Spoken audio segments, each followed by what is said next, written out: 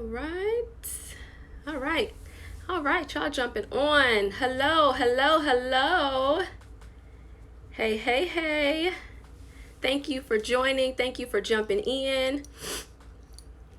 How you doing? How you doing? I see all your lovely faces coming in. Thank you for joining. Thank you for joining. All right. All right. So I see that I have hello, hello. I see Dee Dee. I see Keisha. Good afternoon. Good afternoon. If I don't say your profile name, it's only because it may not be a first name. Hello, hello. All right. So thank y'all for coming in, for joining me, for being a part of this broadcast on today. As you know, I have been going live every Wednesday, started at the top of August and was supposed to end last week, but my baby girl is teething and she kind of ran a fever and she was just very much so clingy and just wanted her mommy, and she was just uncomfortable. So I wanted to make sure to give her that time with me, especially because she was just a little bit aggravated. So I chose not to go live last week. So I am going live today to finish out the Soul Talk series. And today we're going to be talking about 3 keys to self-awareness. And so I'm excited to talk with you all. If you have not seen my previous videos, I have done 3 previous videos in this Soul Talk series. Please go back and watch those videos to get up to date. I've talked about a lot of things regarding the soul, and so I'm going to wrap up it today with this. So share this with your audience. I'm once again a person that likes to communicate with those that are watching, so put me some comments on the screen and all of that good stuff so that we can talk back and forth. All right, so on today we're going to be talking about 3 keys to self-awareness. Now, self-awareness is this big thing right now that people are talking a lot about, the importance of self-awareness and how it ties into emotional intelligence, which is EQ. And just learning more about yourself, learning more about who you are, learning more about your emotions, learning more about how you respond to certain things, learning more about just you as a person. And so we're going to be diving deeper into that to give you some steps and some keys in order for you to become more self-aware. And so a general definition to self-awareness, in which you can find this anywhere, is the conscious knowledge of one's own character, feelings, motives, and desires. Okay, so it's the conscious knowledge of one's character, feelings, motives, and desires. So you as a person, who you are as a person, you have to be consciously aware of your character, whether that character is good or bad. You have to be consciously aware of your feelings, whether they're happy or sad. You have to be consciously aware of your motives and what motivates you, what causes you to pursue certain opportunities, what causes you, what motivates you to do certain things. You have to be aware of those things as well as your desires. Why do I desire what I desire? Why do I want what I want? And so all of that information ties up into what self-awareness is. And so with my students that I have in the Group Soul Clinic program, I always challenge them to answer questions and to determine if they are truly able to answer certain questions about themselves. So certain things like why, or why am I offended, or what causes me to be offended? Are you truly able to answer different things like that? Why am I offended? What causes me to be offended? What triggers offense within me? Can you truly give a definition or a description to an answer like that? How do you respond under pressure? How do you respond in stressful environments? What is your response to stressful environments? What is your response to a place of being under pressure? Do you run from pressure? Do you hide from pressure? Do you face pressure head on? Do you respond well, or do you respond in a bad way? And then you have to also ask yourself questions like, how do my insecurities show up in my friendships? How does my insecurity show up in my work relationships? Why do I self-sabotage? Why do I crave validation? Why am I loyal to a fault? So these are questions that you have to ask yourself and to determine, do I actually have an answer to something like that? Can I truly give a rundown as to why do I crave validation, or why I need affirmation from so-and-so? Can I really put a description to that? Can I really put a definition to that? Can I really put some information or some language to that? And so I ask those types of questions for people to really think deeply about their self-awareness and how self-aware they truly are. Can you truly answer questions like that, or does it take you time to really think about it? Does it take you time to really analyze yourself and to really process a question like that and answer? And so questions like that, hello, sunshine, questions like that will help you to determine, okay, where do I lie when it comes to self-awareness? Am I self-aware or am I not self-aware? And so the goal is not to have a complete understanding of who you are, to be completely, to grasp every part of yourself 100%. That's not the goal, but the goal is to be able to dig deeper into your soul, into your mental and emotional health, into your person, to be able to say, okay, I am healthy in this area. I'm not healthy in this area. I need to grow in this area. I may need to put a little bit more work in this area. I may need to pay a little bit more attention to this area. And so for those that are just joining, we're talking about self-awareness today. All right. And so here's a really good question that you may have to ask yourself to determine where you lie when it comes to self-awareness. Do you know the impact that your life's history has had on your soul? Okay. Are you aware of what has happened to you year by year throughout your history? What has happened to you? And how has it impacted your soul? Okay. When we think about your soul, you're thinking about your person. We're thinking about you, your mental health, your emotional health. We're talking about your wellness overall, the history of your life. How has it impacted your soul? And so I asked a couple questions earlier about offense. I asked the questions about pressure.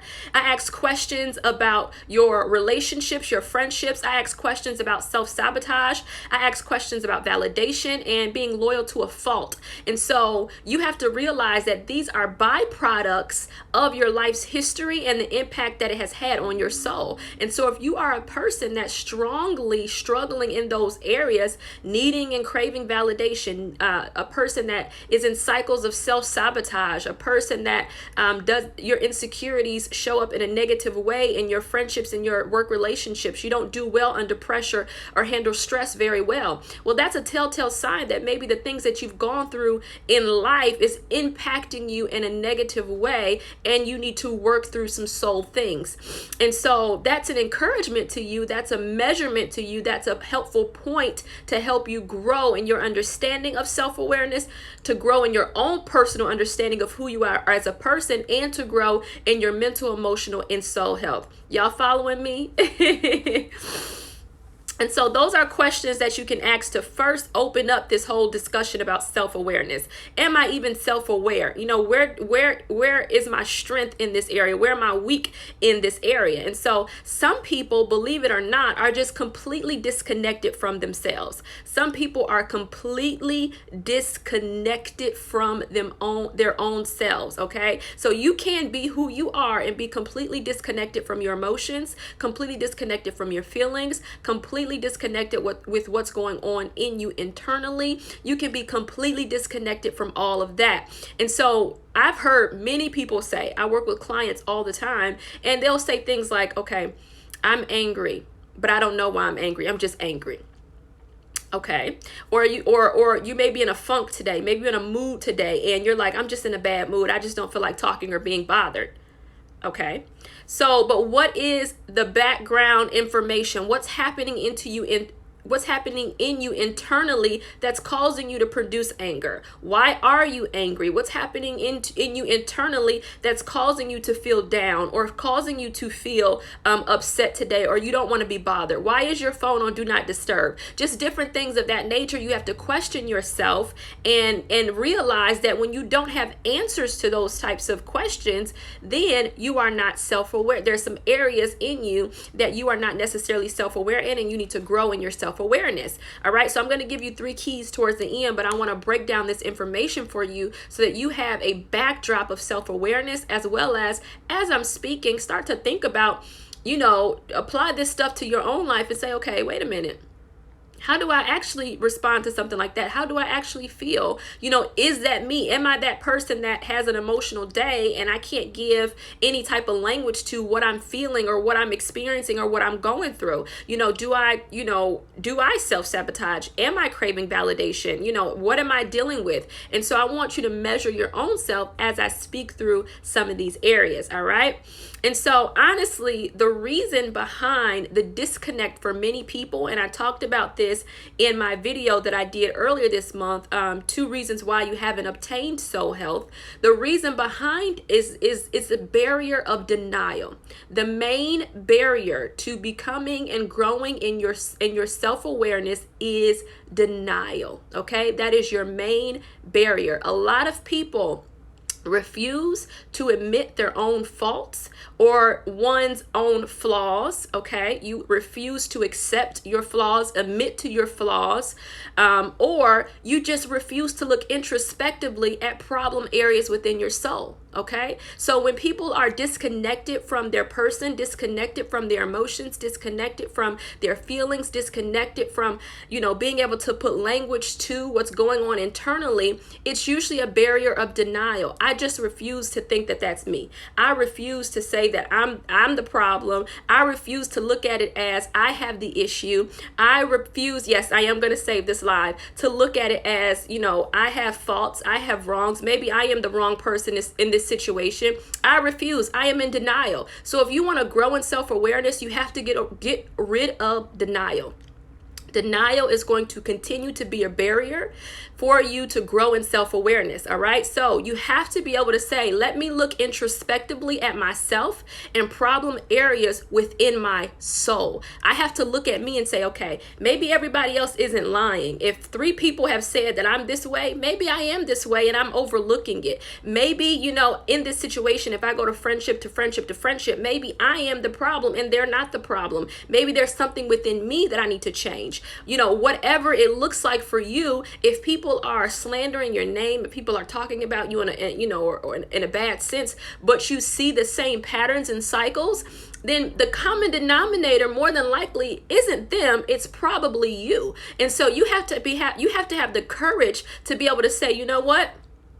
I'm tired of this type of lifestyle. I am tired of going through these same things, and instead I am going to do something different. I'm going to look at me and stop pointing the finger at everybody else and blaming everybody else for what may be happening in my life, and I'm going to take ownership of my life, and I'm going to become more self-aware. Maybe the things that they are saying about me or the things that I've experienced in life are a product of my decisions. Maybe I have not made the best decisions. Why haven't I made the best decisions? Maybe I'm not aware of what's going on internally. Maybe those father wounds are still showing up. Maybe rejection is still a big thing for me. Maybe, I have been a burden to other people. Maybe I make it hard for people to be in relationship with me. Maybe I am very negative. Maybe this, maybe that. You have to be able to look at it for what it is and say, maybe that is the truth.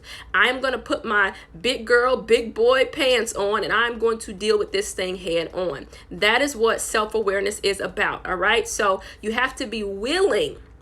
All right. If you want to become self-aware, you have to be willing to look in the mirror. Okay. You have to be able to look in the mirror and allow whatever reflects to reflect. We cannot try to be in denial and say, okay, maybe I don't see, maybe abandonment isn't in there. Maybe it's not, or you know what, maybe my insecurities aren't as bad as I thought they were. No, maybe they are just as bad as you thought they were. And so instead of just trying to overlook the problem, instead of trying to put a little bit of bow on the problem, instead of trying to suppress the problem or point or deflect it on someone else, you look at yourself and say, you know what, I'm going to deal with these hard areas, whether it's difficult, whether it's ugly, whether it's messy, whether it's overwhelming, whether if I cry, I throw a fit, whether whatever happens, I'm going to do the work necessary to become more self-aware and to deal with these problem areas within my soul.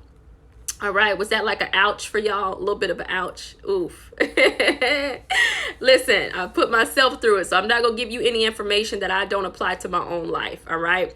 So here's the thing about self-awareness, and I've also talked about this in another broadcast, is that out of 95% of people that feel that they are self-aware, only about 10 to 15% of people truly are. And that was a research, that was a research that was done on that in a workplace environment, and that 95% of people who think that they are self-aware, truly only 10 to 15% are self-aware. And so that tells you that a big percentage of people who can say, I think I'm self-aware, I'm pretty self-aware, are not self-aware. If you're just joining this broadcast, I asked a couple questions at the beginning of this live that you probably don't have the answers to. And so you want to go back and answer those questions just for your personal self to measure where you are.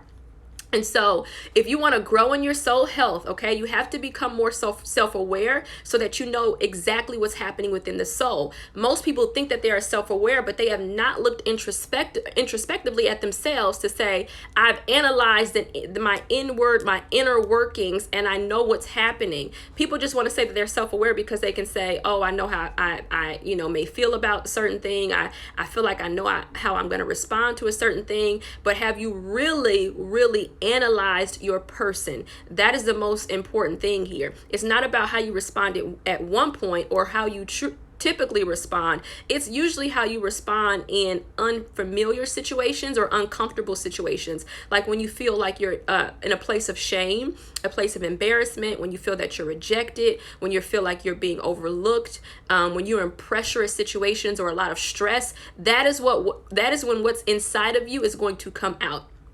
Okay, that is when what is inside of you is more than likely going to be produced. And when you start seeing those reactions, that's when you need to start doing the work of, okay, maybe I'm not necessarily as self-aware as I thought that I was. All right. So that's very, very, very, very important. Okay. So let me give you an example, just a little bit of an example to kind of bring this home for you and to make this more clear to you. Okay, so I said earlier as well how sometimes people can say things about us and we may think, oh, I don't think that's me, or no, I don't think I'm like that. I'm going to encourage you to double check that, okay? But let's say that you have really bad character, okay? You're a person, you think that your character isn't bad at all. You think that, you got it pretty much together. Your character is, you're pretty nice to people. You're pretty friendly to people. You're pretty honorable to people. You don't necessarily dog people. You don't run people's names through the mud, all that type of stuff. You pretty much handle conflict pretty well. You think I got good character. But let me ask you this. If you are a person that feels like they have good character, yet you can never follow through on your word, you drop the ball often, or you're just plain not dependable, more than likely you have bad character. Okay. And so you have to know that just because your definition of good character may not align with what actual good character is, and you may need to look introspectively as to why you have that bad character spot.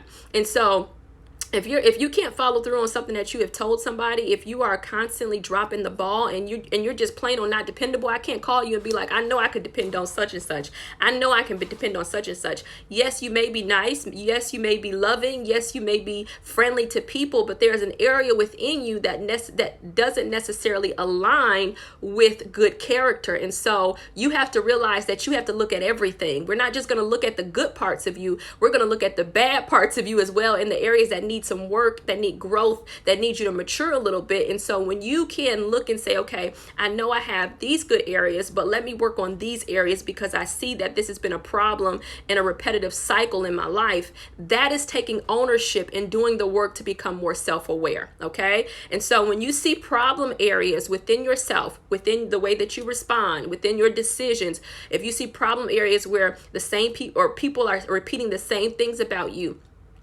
they are giving you the same, hey, I realize that you're like this. I realize that you're like that. If you get that over and over and over again, then more than likely that's an area that you need to touch on for yourself. Okay. And that's the work of becoming more self-aware. So let me give you this as well. So as we continue to journey through all of this, 3 keys so I can wrap up with you to give you how to actually become more self-aware. You may be saying, okay, I got all this information. I see myself in here. I'm realizing that I need to become more self-aware. Give me 3 keys to become more self-aware. All right. So key number 1, ask yourself hard questions. Question your own personal decisions, actions, and feelings, okay? You have to ask yourself hard questions on a daily basis.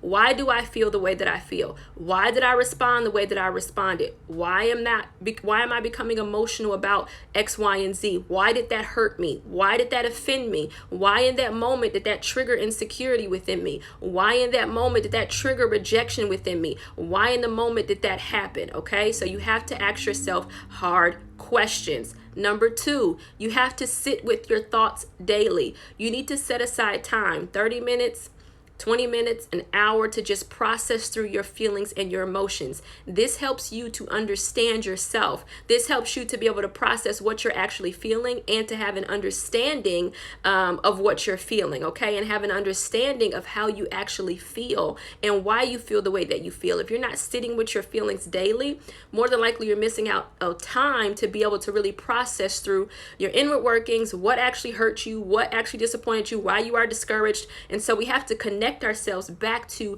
who we are, and feelings and emotions are a part of that, okay? And then number 3, you want to ask trusted sources.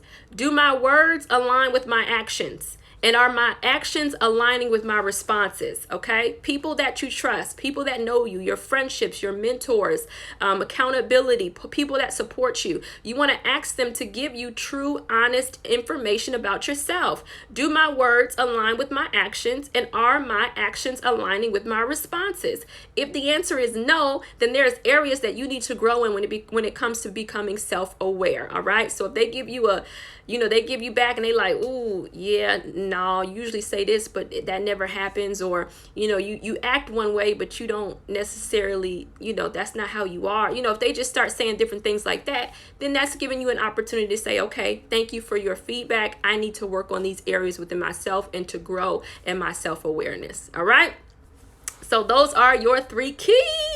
So I hope that helps you to become more self-aware. I hope this information is useful and that you're going to be able to grow in understanding yourself, grow in understanding just, where you are in your soul, where you are mentally and emotionally, and that you're going to do the work necessary to become more self-aware. It's so important. Self-awareness is going to help you be a better friend, be a better spouse, be a better employee, be a better everything. So self-awareness is going to help you tremendously. Once again, number 1, ask yourself hard questions. Number 2, sit with your thoughts daily. Number 3, ask trusted sources. Do my words align with my actions? And are my actions aligning with my responses? All right. You can go back and replay this. I will leave this up. Make sure to share with your audiences. I want to make sure that I can impact as many people as absolutely possible with this message about the soul and growing in your soul health. And so share on your IG stories and leave me a comment as well as I put this on my Instagram page. Thank y'all for rocking with me throughout the month of August on Soul Talks, and I hope to come back with you soon on a new topic and more information. So love y'all. Enjoy your Wednesday, and I'll talk to you soon. Bye-bye.